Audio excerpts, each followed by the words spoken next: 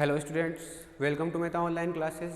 जैसा कि हम पिछली क्लास में पढ़ रहे थे लेमार्किज्म के बारे में। जो लेमार्किज्म है उसका हमने एविडेंस देखना स्टार्ट किया था कि कैसे कौन कौन से एविडेंस है जो बताते हैं, जो प्रूव करते हैं कि लेमार्किज्म जो है वो अपना सही है, मतलब वो अच्छे से इवोल्यूशन को एक्सप्लेन करता है।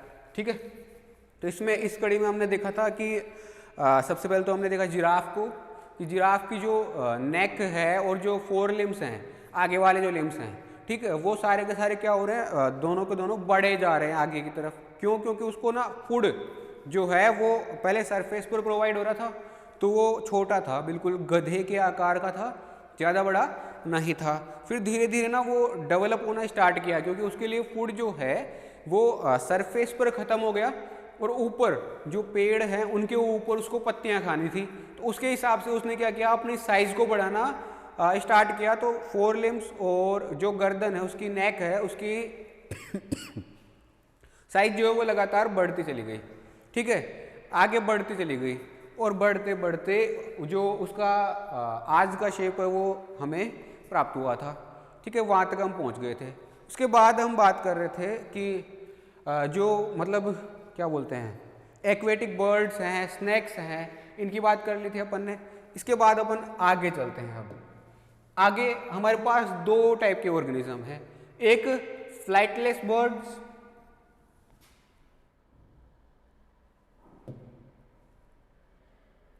एक्वेटिक बर्ड्स, उसके बाद अपने आ गए थे फ्लाइटलेस बर्ड्स पे। जो अपने फ्लाइटलेस बर्ड्स हैं उनकी बात करते हैं अपन। फ्लाइटलेस बर्ड्स, इस थ्योरी के अकॉर्डिंग ऐसा है कि जैसे पहले जो है इन बर्ड्स के पास में प्रॉपर विंग्स थे और ये प्रॉपर उड़ भी सकते थे, पहले ये उड़ भी सकते थे। बट धीरे धीरे क्या किया इन्होंने विंग्स को यूज लेना कम कर दिया, विंग्स को कम यूज में लेने लग गए। अब जब हम किसी चीज़ को कम यूज में लेंगे तो उसका क्या होगा, डीजनरेशन। जैसा कि हमने लॉ में पढ़ा था, हमने जो थ्योरी है हमारी लेमार्किज्म, उसके अंदर पढ़ा कि जो यूज़ जिस ऑर्गन को हम ज़्यादा करते हैं वो तो ज़्यादा डेवलप हो जाता है, और जिसको हम कम यूज़ में लेते हैं वो क्या हो जाता है, धीरे धीरे डीजनरेट होना स्टार्ट हो जाता है। तो यहाँ पर क्या हो गया, फिर बर्ड जो फ्लाइटलेस बर्ड्स है इनके जो विंग्स हैं वो थोड़े थोड़े क्या होने लग गए, डीजनरेट होने लग गए। यानी कि उनका जो रिवर्स इवोल्यूशन स्टार्ट हो गया कि विंग्स जो है वो धीरे धीरे क्या हो गए, लेस डेवलप्ड हो गए। इससे ये उड़ना बंद कर दिए, अब उड़ नहीं सकते। ठीक है, तो ये हो गया एक कि फ्लाइटलेस बर्ड्स हो गए। उसके बाद हॉर्स की बात करते हैं। हॉर्स के लिए ना एक थ्योरी कहती है कि जो हॉर्स है, पहले इनके जो लिम्ब्स थे, ठीक है, वो पहले बहुत ही सॉफ्ट हुआ करते थे, बहुत ही सॉफ्ट हुआ करते थे। जो मतलब पहले ना ये ऐसी मिट्टी में रहा करते थे, सॉफ्ट सॉइल में रहा करते थे। ठीक है, सॉफ्ट सॉइल में रहने से इनके जो लिम्स है वो कैसे थे, बिल्कुल सॉफ्ट हुआ करते थे एकदम। ठीक है, और इनके अंदर जो टोज हैं, इनके टोज का नंबर बहुत ज़्यादा हुआ करता था। जो मतलब फिंगर्स हैं, ठीक है, टोज के ऊपर जो फिंगर्स हैं उनका जो नंबर है वो ज़्यादा हुआ करता था। फिर धीरे धीरे क्या हुआ कि जैसे मतलब ये सॉलिड सरफेस पर आने लगे, सॉफ्ट सॉइल से कहाँ पे आ गए, सॉलिड सरफेस पर आ गए। ठीक है, सॉलिड सरफेस पर जब आएंगे तो इनको क्या करना पड़ेगा, अपने जो लिम्स हैं उनको क्या करना पड़ेगा, हार्ड बनाना पड़ेगा। क्योंकि अगर हार्ड नहीं बनाएंगे तो क्या होगा, धीरे धीरे क्या है कि उनके लिम्स के ऊपर जो इंजरी हो सकती है लिम्स में, तो उन लिम्स को इंजरी को बचाने के लिए क्या करना पड़ेगा, आगे वाले हिस्से को हार्ड बनाना पड़ेगा। ठीक है, तो उनके जो लिम्स का आगे वाला हिस्सा है वो कैसा होने लग गया, हार्ड। एंड साथ के साथ में जो इनके फिंगर्स का नंबर था, फोर लिम्स में और हाइंड लिम्स में जो फिंगर्स का नंबर था, ठीक है, वो क्या होने लग गया, रिड्यूस।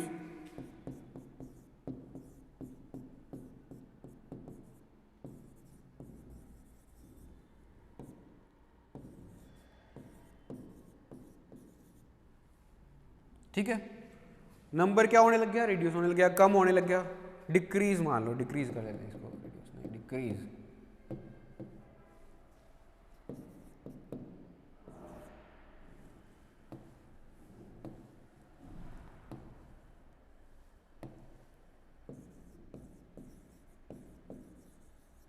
डिक्रीज होने लग गया, ठीक है। नंबर ऑफ फिंगर्स क्या हो गए, डिक्रीज हो गए, ठीक है। इससे क्या हुआ, जो आज हम मॉडर्न जो हॉर्स देखते हैं वो इसी का मिला जुला रूप है, इसी के रिजल्टेंट हमें मिला है। किसके रिजल्टेंट, कि वो पहले सॉफ्ट सॉइल में रहा करता था, जिससे के कारण क्या हुआ कि उनका जो four limbs and hind limbs जो हैं वो कैसे हुआ करते थे, सॉफ्ट हुआ करते थे, नंबर ऑफ फिंगर्स ज़्यादा हुआ करते थे। फिर धीरे धीरे वो सॉलिड सरफेस पर आए तो उनका जो four limb and hind limb जो है वो कैसे हो गए, हार्ड हो गए। आगे वाला जो खुर टाइप का जो उनका होता है वो क्या हो गया, हार्ड हो गया, और नंबर ऑफ फिंगर्स डिक्रीज हो गए, ठीक है।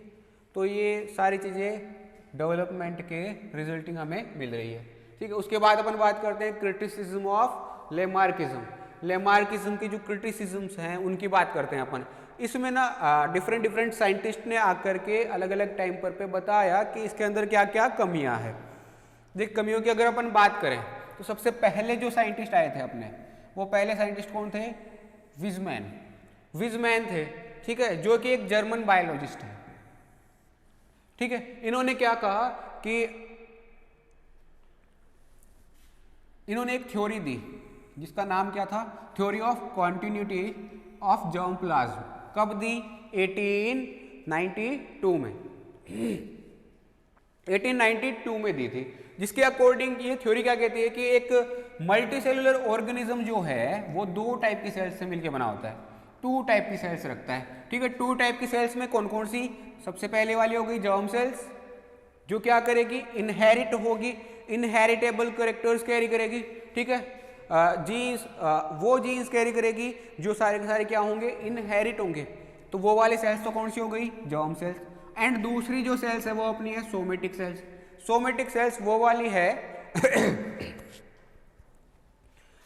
जो कि क्या करती है, जीन्स रखती है, कौन से वाले, एक पर्टिकुलर ऑर्गन के ड्यूरिंग जो लाइफ टाइम चल रहा होता है ना एक ऑर्गेनिज्म का, उस ऑर्गेनिज्म में एक ऑर्गन को फंक्शनल बनाने के लिए जिन भी जीन्स की जरूरत होती है उन जीन्स को कैरी कौन करेगा, ये सोमेटिक सेल्स, ठीक है। इनके अंदर वो वाले जीन्स नहीं होते जो आगे इनहेरिट होने वाले हैं।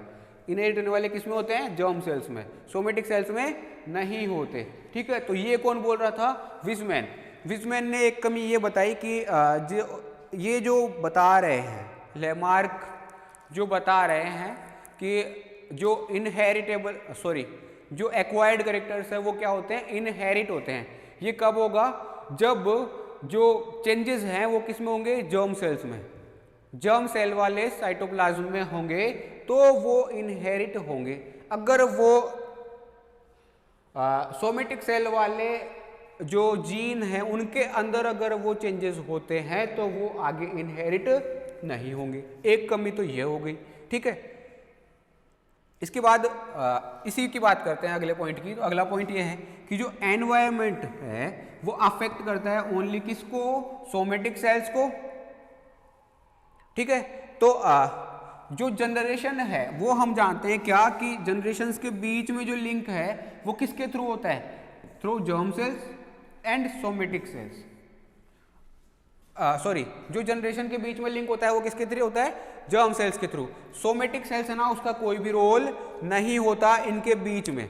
सोमेटिक सेल में अगर जीन में कोई भी चेंजेस हुआ तो वो आगे अपीयर नहीं होगा, नेक्स्ट जनरेशन में अपीयर नहीं होगा, नॉट ट्रांसमिटेड टू जनरेशन, है ना, ठीक है। तो एक्वायर्ड कैरेक्टर्स जो है वो कहाँ पर अपीयर होने चाहिए, ठीक है, कहाँ पर होने चाहिए, should be in germ cells होने चाहिए, जर्म सेल्स में होने चाहिए। एक्वायर्ड कैरेक्टर्स कहाँ पे होने चाहिए,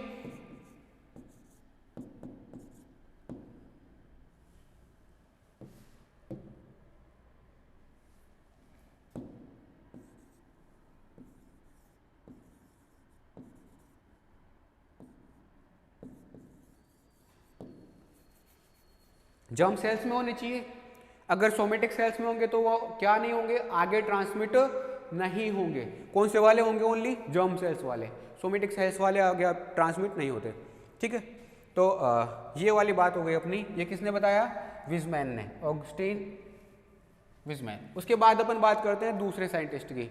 दूसरे साइंटिस्ट थे अपने पावलोव, ठीक है, पावलोव। ये पावलोव ने क्या कहा कि ये सबसे पहले तो थे कौन, तो एक रशियन फिजियोलॉजिस्ट थे जो फिजियोलॉजी की स्टडी कर रहे थे, ठीक है। ये ना एक माउस के ऊपर एक्सपेरिमेंट किया इन्होंने। क्या एक्सपेरिमेंट किया?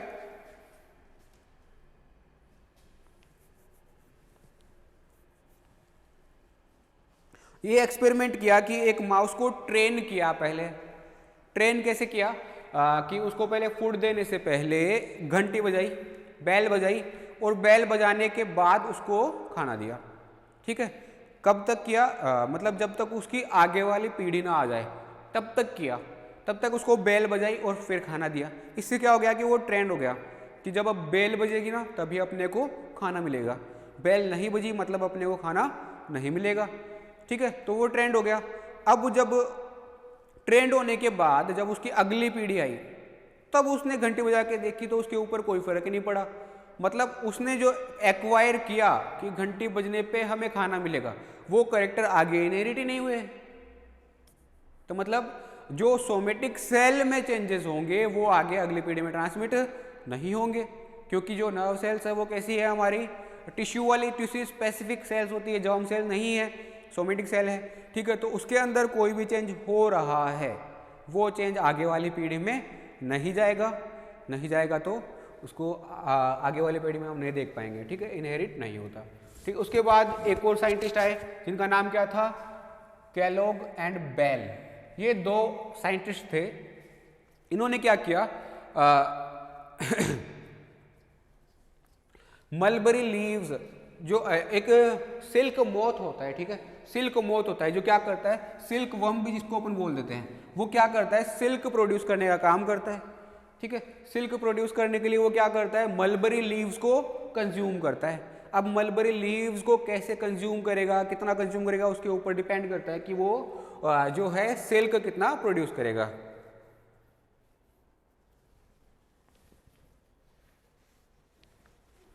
सिल्क कितना प्रोड्यूस करेगा, ठीक है।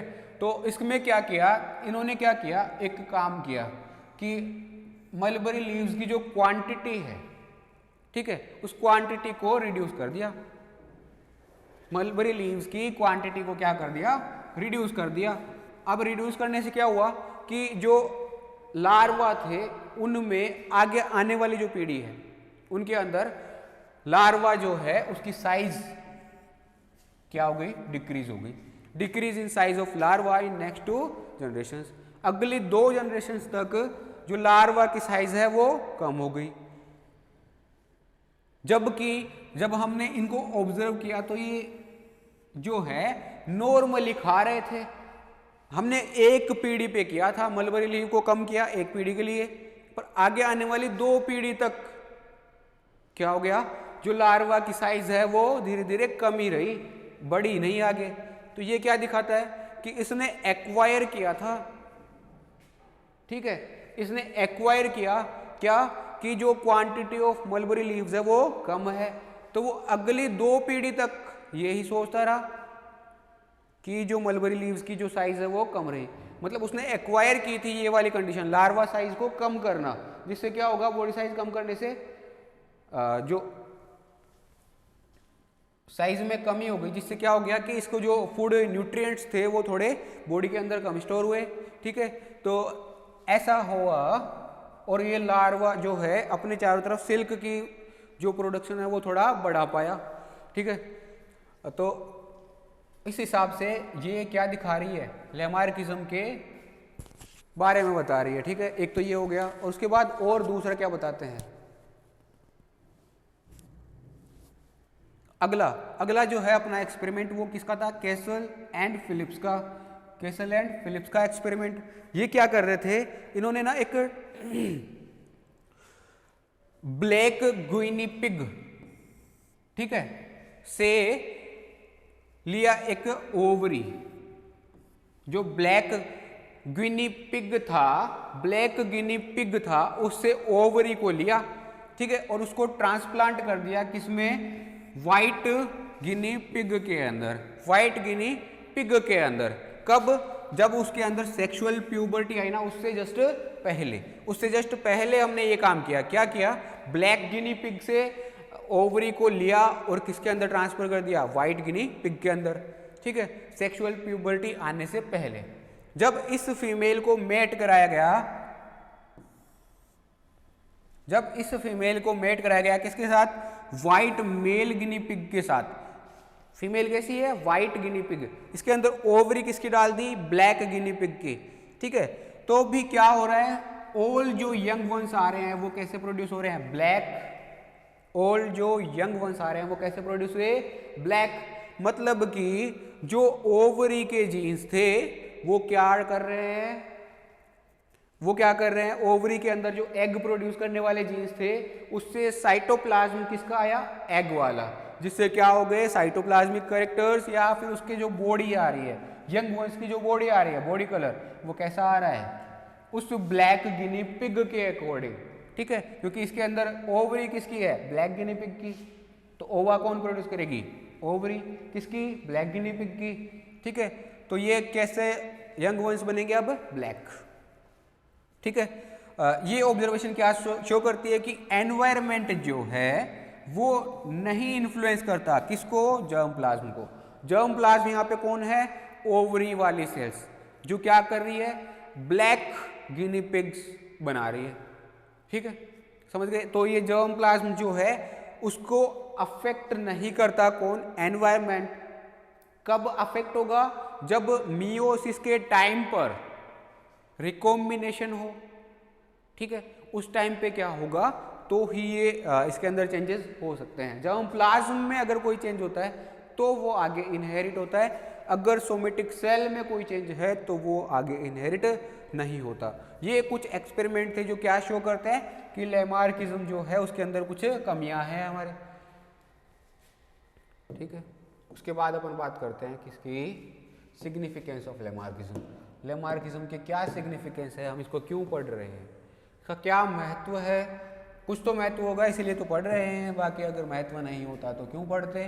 ठीक है, तो इसका क्या महत्व है इसलिए ये देखने की कोशिश कर रहे हैं कि ये जो है सबसे पहला जो महत्व है इसका वो क्या है कि ये थ्योरी जो है ये कैसी है? कॉम्प्रिहेंसिव थ्योरी है, जो क्या करती है? बायोलॉजिकल इवोल्यूशन को दिखाती है। कॉम्प्रिहेंसिव थ्योरी है, पहली कॉम्प्रिहेंसिव थ्योरी है जो क्या दिखा रही है? बायोलॉजिकल इवोल्यूशन को दिखा रही है। ठीक है, उसके बाद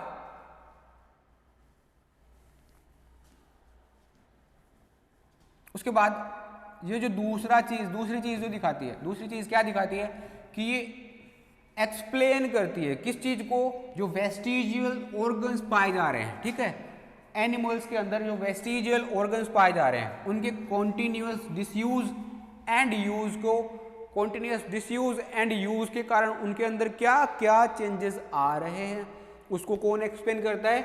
ये लैमार्किज्म की थ्योरी। ठीक है, और उसके बाद ये क्या दिखाती है? एक्सप्लेन करती है किसको? स्ट्रॉन्ग जो मसल्स के डेवलपमेंट को।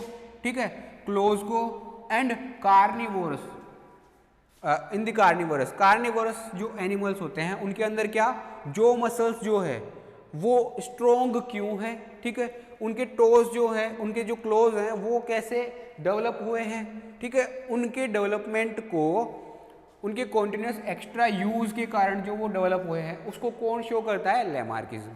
दूसरा इसने क्या एक्सप्लेन कर दिया कि जो कार्निवोरस एनिमल्स हैं उनकी मसल्स एंड क्लोज को।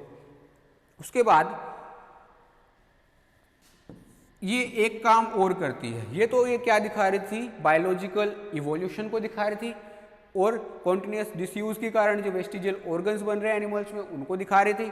ठीक है, उसके बाद एक्सप्लेन कर रही है किसको? जो कार्निवोरस एनिमल्स हैं उनमें जोस के डेवलपमेंट को एंड क्लोज के डेवलपमेंट को। ठीक है, वो हो गया। उसके बाद ये स्टिमुलेट भी करती है किसको? अदर बायोलॉजिस्ट को, कि क्या करना है? इधर देखो, मैकेनिज्म ऑफ ऑर्गेनिक इवोल्यूशन के बारे में देखो। जो ऑर्गेनिक इवोल्यूशन हो रहा है उसको थोड़ा देखो और स्टडी करके पता लगाओ कि कैसे इवोल्यूशन आगे आगे चलता जा रहा है। ठीक है, ये थोड़े से क्या सिग्निफिकेंस ऑफ लैमार्किज्म। उसके बाद अपन बात करते हैं neo Lamarckism.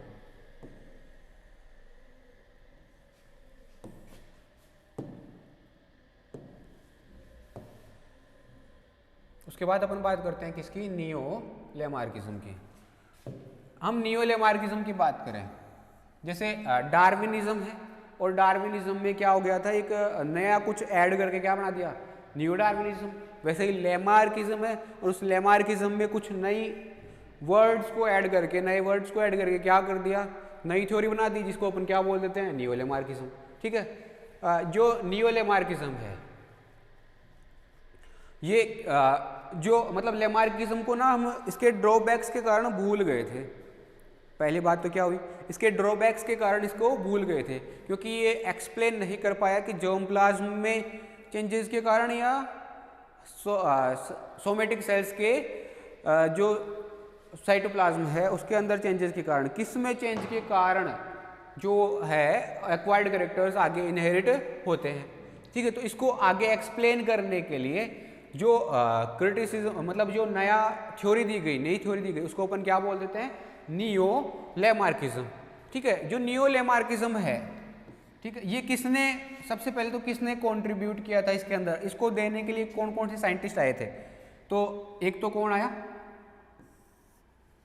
French Giard, American Cope, T H. Morgan, Spencer, Packard, Bonner, Tower, Naegeli और मैकडोगल एटसेट्रा एटसेट्रा। ऐसे इतने सारे कई सारे साइंटिस्ट थे जिन्होंने क्या किया, इसके अंदर कंट्रीब्यूट किया नियो लेमार्किज्म को स्टैब्लिश करने के लिए। ठीक है, और टर्म जो है ये नियो लेमार्किज्म, ये एक अदर साइंटिस्ट है जिनका नाम क्या है, अल्फियस एस पैकार्ड, अल्फियस एस पैकार्ड। ठीक है, इन्होंने क्या किया, इस टर्म को डेराइव किया था, कौन सी वाली को, नियो लेमार्किज्म, कि लेमार्किज्म तो वो पहले वाला था, इसको क्या बोल देते हैं, नया लेमार्किज्म या नियो लेमार्किज्म। ठीक है, ये हो गया। इसके बाद अपन बात करते हैं नियो लेमार्किज्म क्या क्या बोलता है।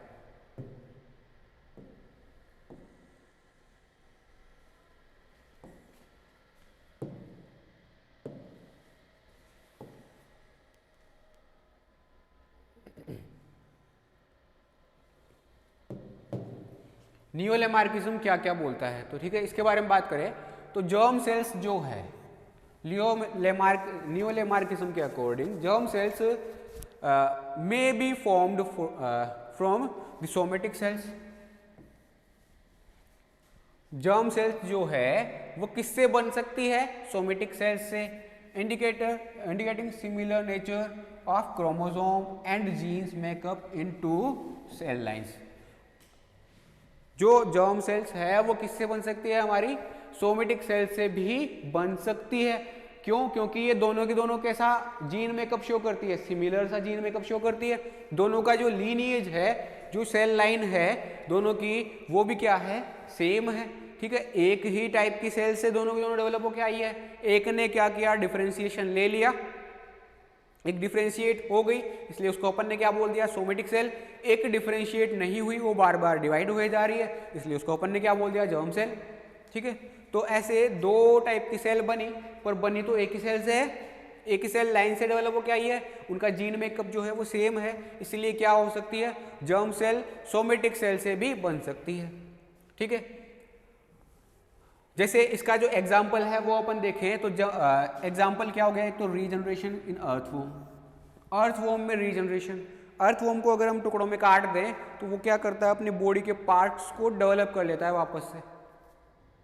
ये क्या दिखाता है कि जो सोमेटिक सेल्स हैं वो क्या कर सकती है, स्टेम सेल बना सकती है, और स्टेम सेल से पूरी बॉडी को वापस से डेवलप किया जा सकता है, वापस से डेवलप किया जा सकता है। तो एक तो क्या हो गया, रीजनरेशन इन अर्थवॉर्म।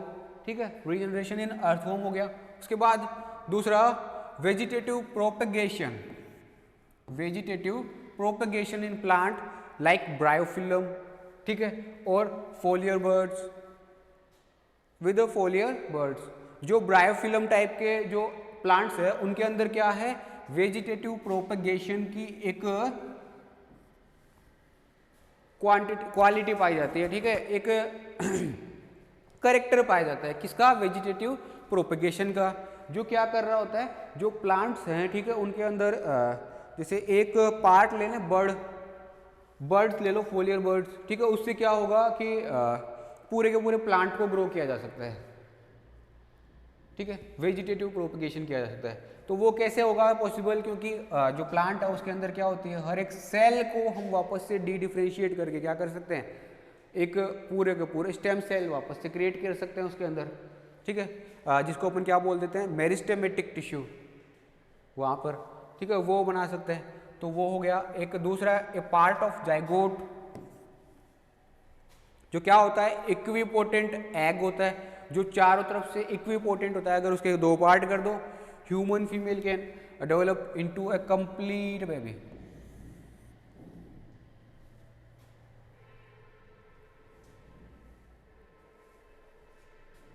जैसे जाइगोट ले लेते हैं, ठीक है, एक जाइगोट ले लिया, ठीक है। अब ये जाइगोट जो है, इसका शुरुआती जब क्लीवेज चल रहा होता है शुरुआती जब क्लीवेज की स्टेज चल रही होती है, उस टाइम पे क्या होता है कि जो हर सेल बनने वाली होती है, शुरुआत में हर एक सेल जितनी भी बनेगी सारी की सारी क्या होती है, इक्विपोटेंट होती है। जैसे ये 4 सेल बन गई, ये चारों के चारों क्या रखती है, इक्वल पोटेंशियल रखती है, इक्वल पोटेंशियल रखती है। अगर चारों को अलग कर दें, एक ये हो गई, एक ये हो गई, एक ये हो गई और एक ये हो गई, ठीक है, इन चारों को अलग कर देना तो हर एक सेल से एक एम्ब्रियो बन जाएगा।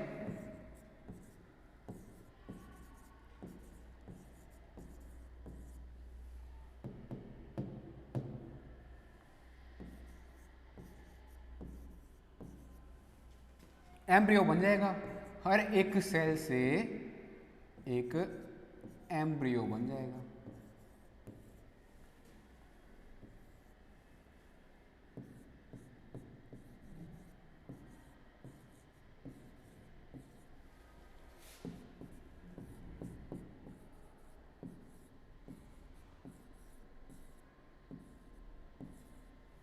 हर एक सेल से क्या बन गया, एक एम्ब्रियो बन जाएगा।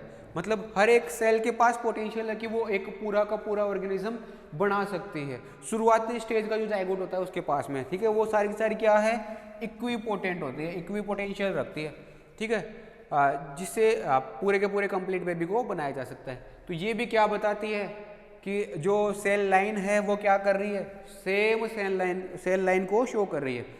एक ही सेल से अगर कोई सेल बनी है तो उसका जो जीन मेकअप है वो सारा सेम होता है। जैसे इससे हमने 4 एम्ब्रियो बनाए ना, ये चारों के चारों एम्ब्रियो क्या होंगे, आइडेंटिकल ट्विंस होंगे।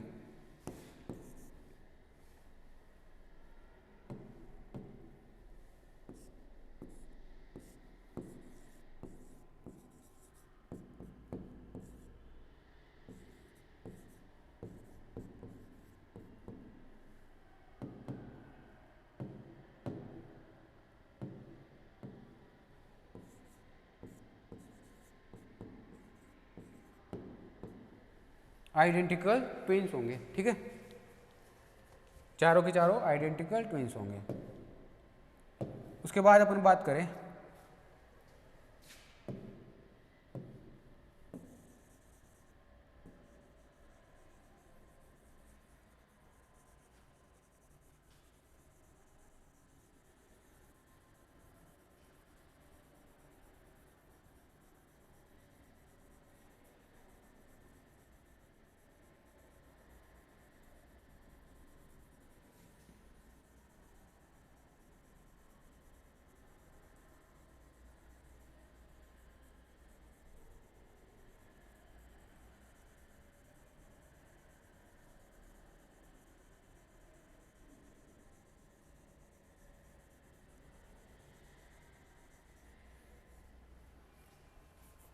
उसके बाद अपन बात करें किसकी, जैसे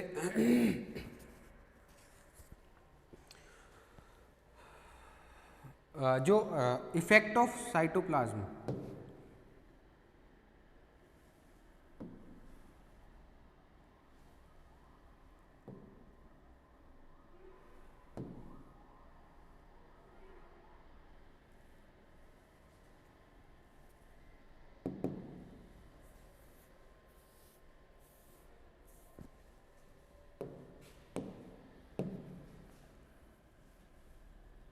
एक मिनट रुकना।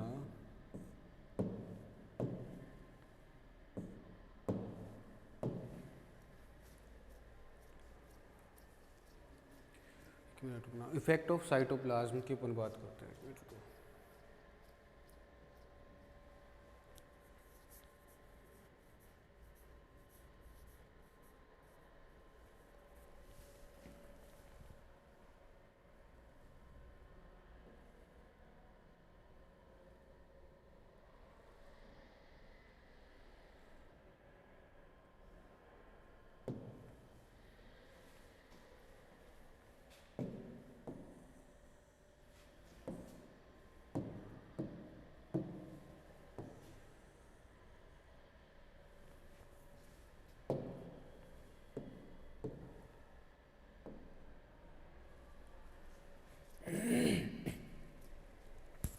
Effect of environment on germ cell, ठीक है।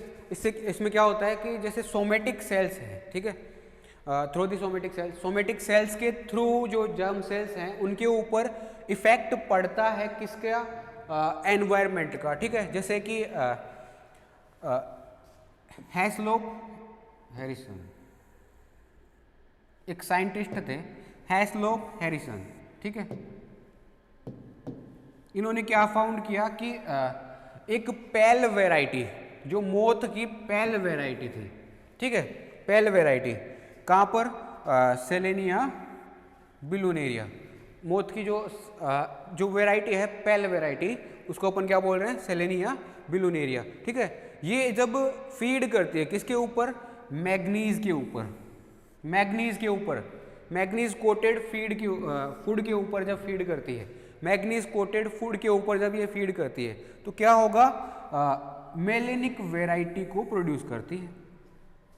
नॉन मेलेनिक जो पेल कलर की है, जिसके कलर जो है वाइट कलर का है, ठीक है, जो पेल कलर की है, ठीक है, उसके अंदर मेलेनिन का कम सिक्रेशन हो रहा है, ठीक है, उस वाले वैरायटी को जब हम मैग्नीशियम कोटेड फूड प्रोवाइड करवाते हैं तो वो क्या करती है, मेलेनिक वैरायटी ऑफ मोथ को प्रोड्यूस करती है, मेलेनिक वैरायटी ऑफ मोथ को प्रोड्यूस करती है। ये चीज़ क्या शो कर रही है, ये चीज़ ये शो करती है कि जो एनवायरनमेंट है उसका इफेक्ट पड़ता है किसके ऊपर, जर्म प्लाज्म के ऊपर, पर कैसे पड़ेगा, सोमेटिक सेल्स के थ्रू पड़ेगा, सोमेटिक सेल्स के थ्रू पड़ेगा उसका इफेक्ट, ऐसा नहीं पड़ेगा सीधा सीधा, ठीक है। तो एक चीज़ ये हो गई। उसके बाद अपन बात करते हैं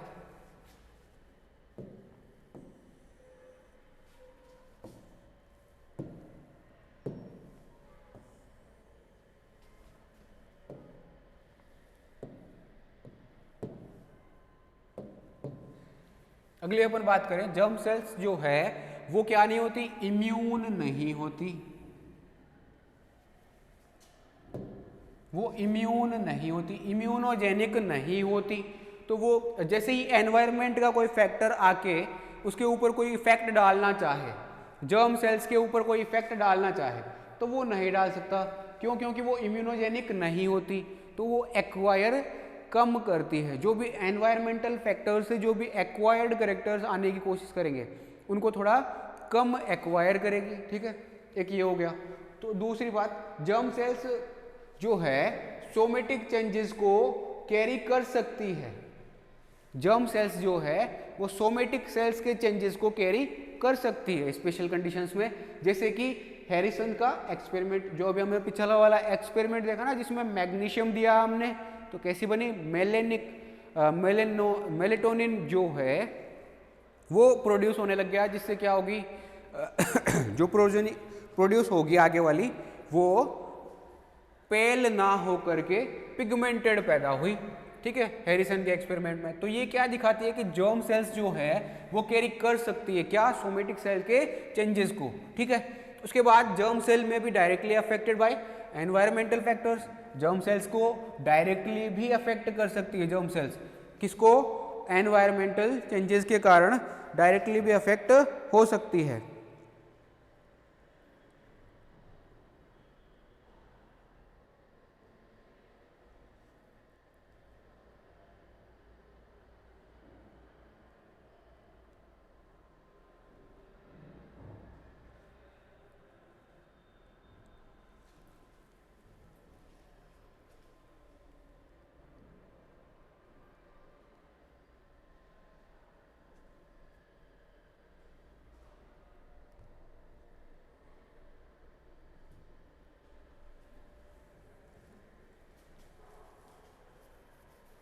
इसको कौन शो करता है? Towers experiment. ठीक है, इसके बाद अपन बात करते हैं अगली।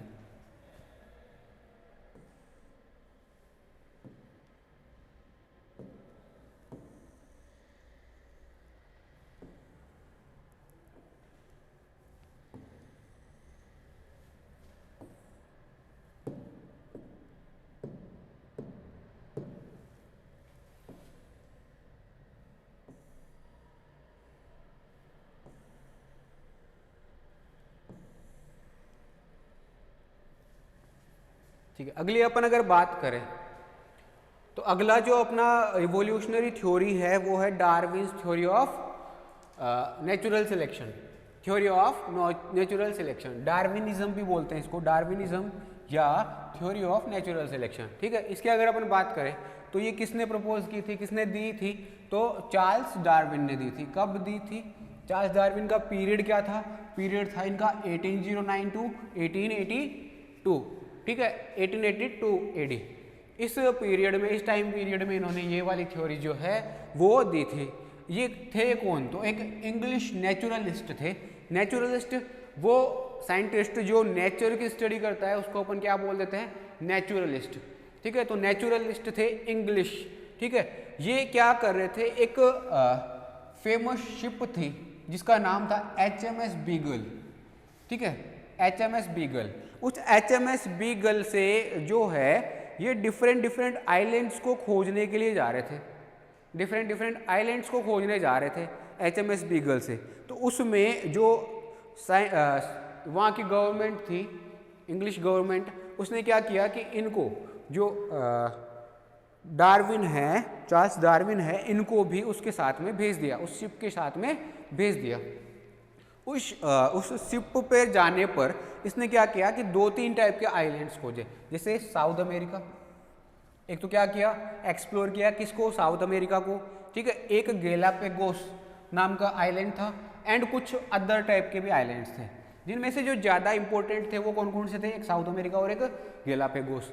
गेलापेगोस पर जब ये गए तो वहाँ पर ना इन्होंने फिंचेस देखी, डिफरेंट टाइप की फिंचेस देखी। जो फिंचेस थी वो दिखने में सेम सी दिख रही थी, पर उनके जो बीक है उसकी शेप जो है वो डिफरेंट टाइप की थी। जैसे कुछ जो फिंचेस है वो क्या कर रही थी? सीड्स खा रही थी।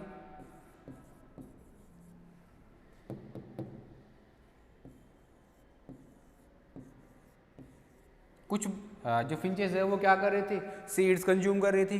कुछ ने फ्रूट कंज्यूम किया।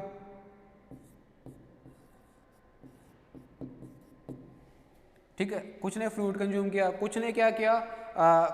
डिफरेंट टाइप के जो इंसेक्ट थे उनको कंज्यूम किया।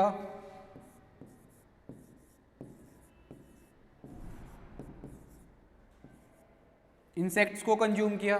ठीक है, ऐसे अलग अलग टाइप के जो ऑर्गेनिज्म थे, अलग अलग टाइप की जो फिंचेस थी, वो अलग अलग अपने हैबिटाट को अलग करे हुए थी। उन्होंने अपना निके जो है उसको बांटा हुआ था, निश को बांटा हुआ था। ठीक है, जिससे क्या हुआ कि उनकी जो बीक की शेप है वो फूड के अकॉर्डिंग चेंज हो गई। जब उन्होंने ये चीज़ देखी तो उनको थोड़ा मतलब अजीब लगा ये कि ये कैसे हो सकता है। तो उन्होंने डिफरेंट टाइप की पॉपुलेशन को स्टडी करके उसके ऊपर क्या है कि अपना नेचुरल सिलेक्शन का एक थ्योरी दे दी, नेचुरल सिलेक्शन की एक थ्योरी दे दी।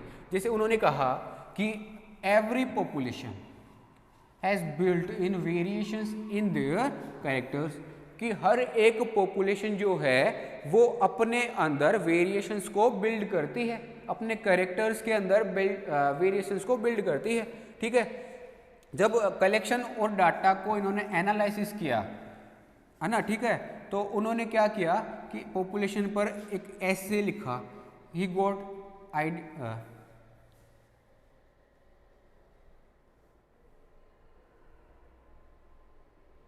इन्होंने 2 फैक्टर्स को रेस्पॉन्सिबल बताया इसके लिए। क्या क्या? एक तो continued reproductive pressure, continued reproductive pressure. ठीक है, इसके कारण क्या होते हैं? इसके अंदर स्ट्रगल की कंडीशन आती है। स्ट्रगल किस चीज़ के लिए? एक तो कॉन्टिन्यू रिप्रोडक्टिव प्रेशर के लिए। ठीक है, और दूसरा लिमिटेड रिसोर्सेज। ये लिमिटेड रिसोर्सेज और रिप्रोडक्टिव प्रोसेस को लगातार करने के लिए क्या चाहिए, इनके अंदर लगातार क्या बना रहता है, कंपटीशन बना रहता है। उस कंपटीशन के कारण स्ट्रगल की कंडीशन आ जाती है, और स्ट्रगल की कंडीशन के कारण ये क्या होते हैं, ऑर्गेनिज्म, ह्यूमंस, ये क्या होते हैं, मॉडिफाइड होते हैं, मॉडिफाई हो जाते हैं।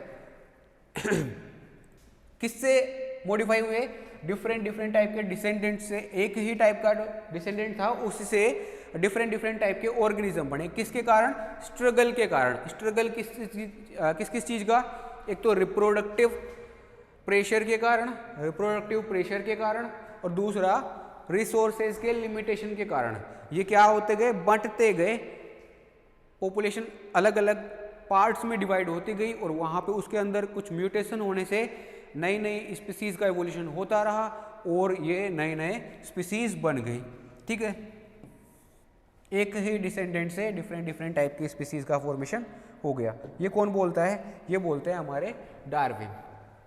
इसके बाद अपन बात करते हैं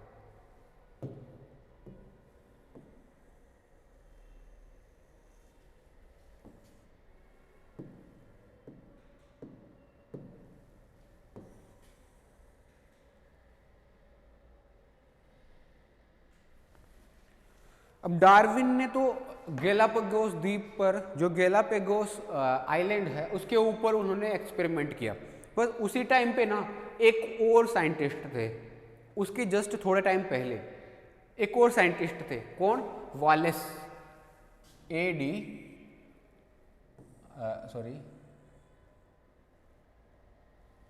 रसेल वालेस। ठीक है, रसेल वालेस ने क्या किया कि उसी टाइम पर ना एक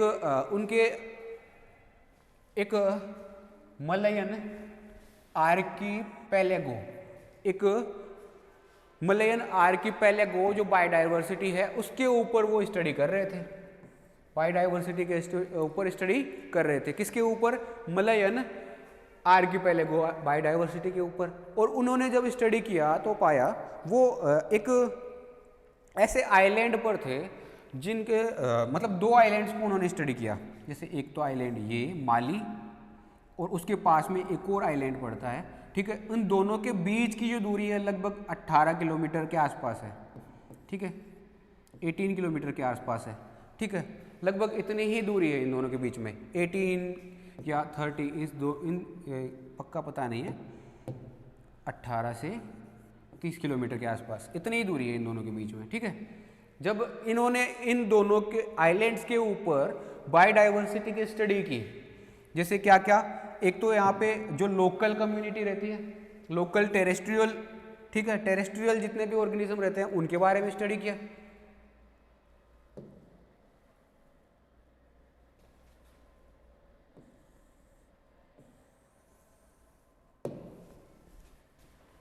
टेरेस्ट्रियल जितने भी देखे थे, टेरेस्ट्रियल को देखा। ठीक है, उसके बाद उन्होंने क्या देखा, एक्वेटिक को देखा। ठीक है, और क्या देखा, तो बर्ड्स को देखा, यहां तक कि इंसेक्ट्स को भी देखा। इन सबको जब उन्होंने देखा दोनों आइलैंड्स के ऊपर, ठीक है, तो इन्होंने देखा कि यहाँ के जो टेरेस्ट्रियल एनिमल है वो तो अलग है ही है, वो तो चलो कोई बात नहीं, इन दोनों के कारण अलग है क्योंकि आइलैंड जो है वो दोनों के दोनों अलग अलग है। बट यहाँ के जो एक्वेटिक एनिमल्स हैं, इन दोनों के बीच में एक लाइन जाती है, उस लाइन के इधर वाले एक्वेटिक एनिमल्स और इधर वाले एक्वेटिक एनिमल्स बिल्कुल डिफरेंट है,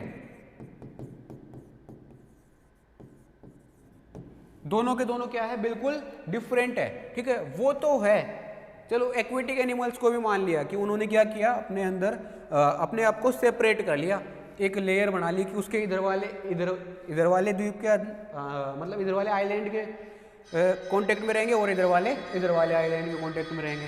बट जो बर्ड्स हैं उनकी अपन अगर बात करें तो ये बर्ड्स भी डिफरेंट थे, इवन इंसेक्ट्स भी डिफरेंट टाइप के पाए जा रहे थे। जब उन्होंने इस चीज़ को देखा तो पता चला कि यहाँ पर एक नेचुरल बैरियर पाया जा रहा है जो क्या करता है, यहाँ पर टेक्टोनिक प्लेट दो पाई जा रही है। एक तो जो टेक्टोनिक प्लेट है उन दो टेक्टोनिक प्लेट्स के बीच का रीजन है ये, जिसके कारण क्या हुआ कि यहाँ पर जो है वोल्केनिक इरप्शन होता रहता है, जिससे ये वाला रीजन इस वाले रीजन से सेपरेट हो गया।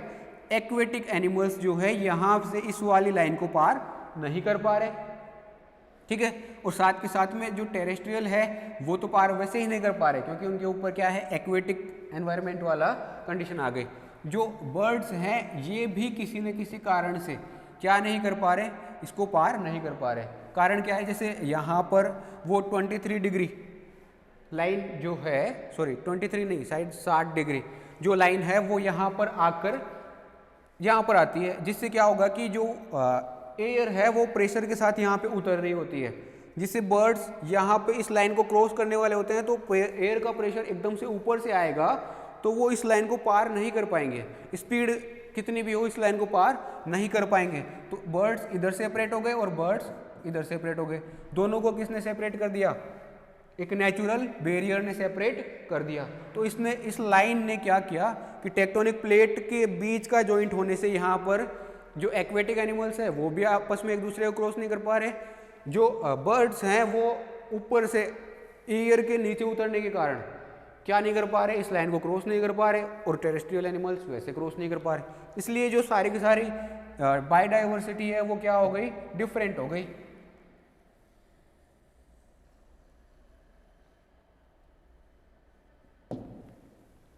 सारी की सारी बायोडाइवर्सिटी कैसे हो गई, डिफरेंट हो गई। तो उन्होंने जब इतनी सारी चीज़ों को स्टडी करके बताया कि जो स्पीसीज है वो धीरे धीरे क्या हो रही है, इवॉल्व हो रही है। कैसे हो रही है कि मतलब नेचुरल सिलेक्शन से नेचर ने क्या किया, इन दोनों को अलग अलग कर दिया, इस वाले को इधर कर दिया, इस वाले को इधर अलग कर दिया। इधर वाली कंडीशन के हिसाब से ये वाली इवॉल्व हो गई और इधर वाली कंडीशन के हिसाब से ये वाली इवॉल्व हो गई, ठीक है। इन्होंने जब सेम कंक्लूजन निकाला किसके, डार्विन के, तो इन्होंने डार्विन ने इससे इन्फ्लुएंस हो करके और एक थ्योरी प्रपोज कर दी, एक थ्योरी दे दी, ठीक है।